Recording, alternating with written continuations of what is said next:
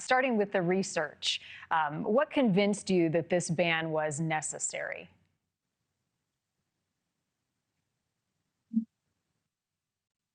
Well, there's a ton of research, and I was able to watch a documentary that my wife showed to me, who is a very proud Maha mom, to die for. And it really outlines and shows very factually, I believe, the negative outcomes that children have and the negative effects that children have and all people have when they consume these harmful synthetic dyes. What do you say to those who are skeptical about this, particularly those who say that this could negatively impact low-income families the hardest? Well, I think there are several examples, and the one that I've shared mostly is the Kellogg brands of Pop-Tart, which is clearly a brand name that we all know and recognize that uses those synthetic dyes.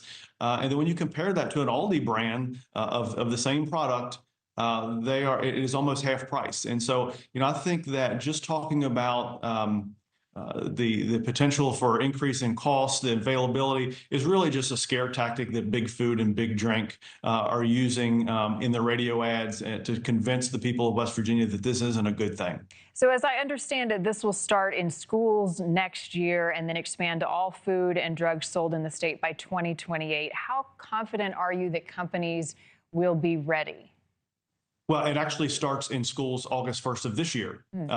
And then you're correct, the statewide ban takes effect January 1 of 2028. What we're asking of these large food companies is just to reformulate their product in the same way that they've reformulated their product in European countries, where these same synthetic food dyes are either banned or a warning label is required on them. In so many countries where the warning label was required, rather than put that warning label on, what those large food manufacturers did in lieu of that was just to reformulate their product so it doesn't include these harmful dyes. What's been the reaction locally? I mean, we see the food and the colors, and we know of the debate around the dyes.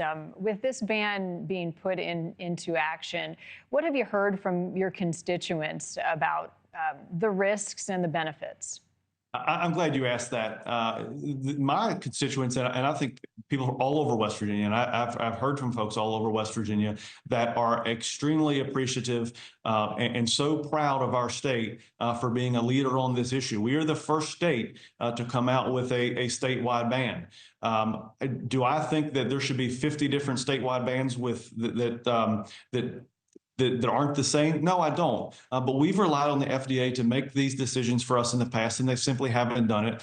And now I think it's time for states to act. And I think once you see other states pass similar bans the way that we fully expect them to do, I think what you'll see is that you'll see then Big Food and Big Drink going to the FDA and say, okay, we understand, we're reformulating, we realize we can't put these synthetic food dyes in our product anymore. Give us one set of rules to play by, not 50. And I encourage the FDA to do that. And I think that is the right solution. But in West Virginia, we have just had enough.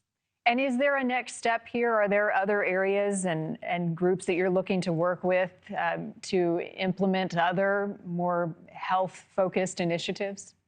Well, I want to give credit to our governor, Governor Morrissey, who you showed a clip earlier of Secretary Kennedy coming to Martinsburg, which is an area of the state that I represent not far from D.C. and Baltimore, where the governor has outlined some things that he wants to look at to make West Virginians healthy, and that comes through exercise, better diet. So, yeah, we're going to try to take a holistic approach here in West Virginia to do everything that we can to help West Virginians become more healthy. Yeah, this is just one component of that. State Senator Jason Barrett, thank you for joining us this morning. Thank you for watching. Go to newsnationnow.com to find NewsNation on your television provider. And don't forget to click the red subscribe button below to get more of NewsNation's fact-driven, unbiased coverage.